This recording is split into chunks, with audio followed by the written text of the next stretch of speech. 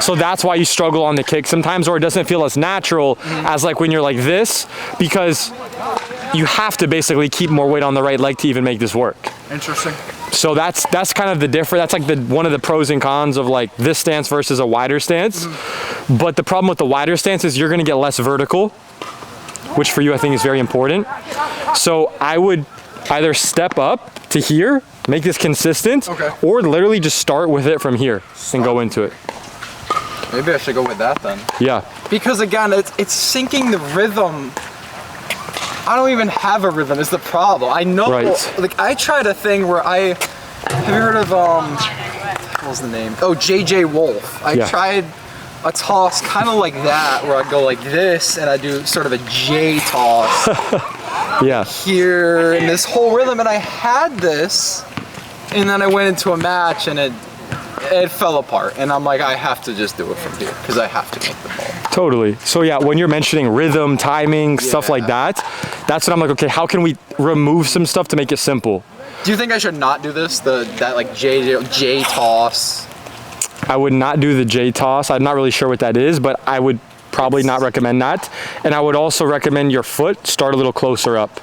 Basically, so you simplify basically what happened is I got an analysis from a coach, and basically they noticed when I hit my kick serve or whatever, I would have this close stance, but I would toss like this. So I would have my arm like separated from my body. So I would, and he basically said, like that's like goofy, like that's not. And he said what I should do is what JJ Wolf does, which is you bring the ball here, and the J meaning you toss this way. You start here, J.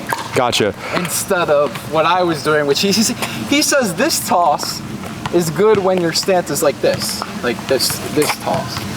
But he was telling me, since I have this like really big coil, it doesn't make sense for my arm to be here anymore. Would you disagree with him? So what's your question specifically? Is the J toss something I should not do? So I think that's, you shouldn't do that. I don't think you should do the J toss, whatever that means, based on how you're demonstrating it. Because look, but here's the reality. The toss, there's pros you can see who some of them toss it like this, some of them toss it like this. So for that's more of a personal preference. That's not really like a big ticket item that a coach should be like, you could give advice on that, but there's a lot more important things for you to focus on. So for you, here's how I would... Should I toss like this then? Even if I have... Nope, I would do this. Okay. I would keep the ball, I would keep the hand in line, the back of your left palm, put it on your quad, and just have it in line with your toe. So with you, your toes, you're too parallel this way. If I were you, I would go a little bit more forward facing. Okay. So with the left foot. It's interesting. Yeah, okay. Totally. And I think that will help you tremendously. If I'm you, if I was literally putting your body right now, I would go a little more here, like this. Perfect. Not too much, just a little bit. And then this, lift it. Let me maneuver this one. Right here. Lift it up. Lift this. Right here. Stop. Yep. Right there. Right there. Right there. And then just toss. Basically regular, right? Yeah. And then my question with that is, can I get the ball theoretically on a kick serve as wide? With this? Yes. Of course. Versus this. Oh yeah, that has no impact, bro. I mean, it does not. I mean, look. In my head, I thought if this is gonna keep you like more sideways, I guess. Yeah. But you can still go like this and turn and stay sideways. And get just as much of an angle. Like if you hit the ball like as wide an angle as you can, instead of hitting here, I would just turn my body here and go like. I got so wide. Yeah, I get that. I'm not a proponent of that. If you actually look at it, how when players go in, if they're like this, look, they're like this. Yeah. When you actually go into the stance, when you get on your toes, you can go a little bit this way. You can go a little this way and turn a little bit when you go into it. Yeah. So you're still able to, even if you want, like if you look at a lot of players who step in even, when they go in here, their feet can turn a little bit. But I would not recommend starting like this. This is way too sideways. Okay. Way too sideways. When I look at your serve, I would not do that unless it's like really working for you and it's like, wow, this is really giving you an edge. Then I would keep doing it. But I think you'll get more by removing that. So I did that only basically for my kick serve. When I had a flat serve, I actually had it so extreme that I was here. I was here at one point. Like just flat bomb, and then I learned the kick serve, and then I completely changed it, and I went to here. So I could learn to like coil and get tons of whatever. If you want to do a stance that you can literally do all of that, And you'd say this. just go here, left foot, point it towards the net post, right foot, parallel with the baseline. Like look, it would be parallel with the baseline here. My left heel is in the middle of my right foot. Okay. You see this? And this on all 3 serves, correct? Totally. Slice, kick, flat, whatever the heck I'm hitting. Totally. And your knees bend in line with your toes. So my left knee, look here. My right knee, here. Boom. Boom. Okay. 100%. So do a few serves just from there. Go on your kick. Yep. Wait. Oh, just from starting here. Totally. Right. Wait. All right. And am I starting here still, probably? Toe pointed to the net post more. Like that? Oh, this way? Bring this foot up. Yeah, right there. And that's where trouble is. I can't get my racket around here. It's okay. Or am I just imagining that? So there's a few things that we can adjust, Okay. but the feet are good. So get the feet up again. I'll adjust everything else. So one thing I'm noticing, you're almost heel to heel. You're almost like this, heel to heel. Yeah. Here, more here. Oh. Like Remember, that. left heel in the middle of your right foot. Okay. Lift this. Yeah, right there. Pivot this. Yep. Okay. Middle. Put this an inch forward. Like that? That should feel better. Yep. So, are you starting with your elbow up? I don't know. Whatever. Do this also more continental. Yep. Start here. That's another question. I don't really use a real continental when I hit the serve. Yeah, so I want you to try it. Yeah. It's gonna work better for you that way. Have a true continental grip. Get your right foot under you more. Good? So like, get the right foot under you more means this. Like if you're here, under you more. Yep, perfect, yes.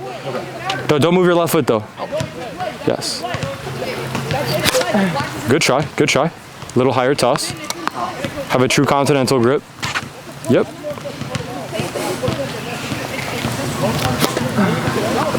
Okay. My problem with the continental grip and why I use this grip is because I used to have a contact with my racket where my strings would be shut. I used to hit serves like this, I could not hit kick. It would just be a loopy. So then I think subconsciously I changed my grip to make it so I could actually create this angle instead of this angle. So when I turn back to continental, or like when they give advice, you know, saying the weak continental or the strong continental, like backhand grip, this makes it even worse for me because I'm still here instead of here. Gotcha. Yeah, so all that means is it's going to be exposing your mechanics and the pronation and how you're making contact. If you want to do it optimally, you do want to have a continental grip where your index knuckle is more on the top of the grip like this and not so much on the side like you do it. Yeah, it's called a weak continental, so you want... Yeah, I wouldn't even consider a continental, honestly. It's more of like an Eastern, but like that most people, they consider it part continental. That's why they're hitting their serve like I'm in continental. Yeah. And they do that for 20 years. So I would not recommend that. I would do this, and then we can clean up how you're pronating. So yeah, how do I get my racket? Also, I want you to start, so get your feet up. I'm gonna literally get you in the best position possible for you right now. Okay, so left foot is good. Here? Yeah, and look, obviously like you can get closer to the line, like closer to the line. Here. Get as close as you can without the foot touching. Like, get us a little closer. Yeah, right there, perfect. Yes, that's it right there. This is it. Okay, now get the elbow up. Here. Here. Wait, what? Here? Okay. Yeah, right here. Okay. So don't go like this so much when you hit. Don't do this. Don't do that. That's big. That's Don't do that. I do that a lot. Right here. Hold it like this. Right here. Keep this back. Okay. Right here. Hold it. Don't move it. Okay. Toss. And then hit. Good try. Here we go. That way. Every single point has been lost because of you. Okay, your toss is really far to the left. Toss it over your left shoulder. Okay. Toss it over this left shoulder right here. Okay. Wait, get your feet set.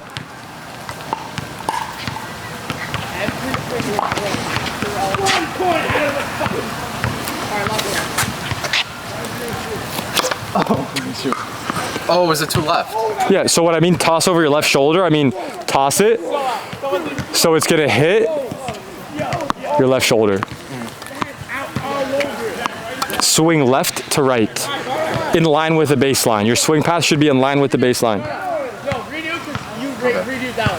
Here, is this good? Look at your feet. Is that how I said it? Here? Better?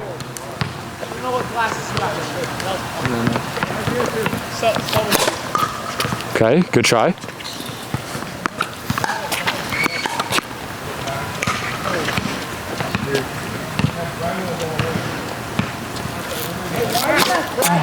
That was better, actually. You have a better weight on your right leg. Let the ball drop more.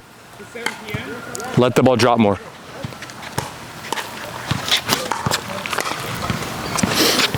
That's what happens when I turn to this grip, is I get stuck here. So what I want to see you do, Chunk it. when you're going up, try to hit it with the side of the frame like this, here. And try to hit an air where you shank it with the side like this as you go up and brush. Literally try to shank it like that. When you go up, remember, the racket meets it horizontal like this. Okay. Boom. Yes.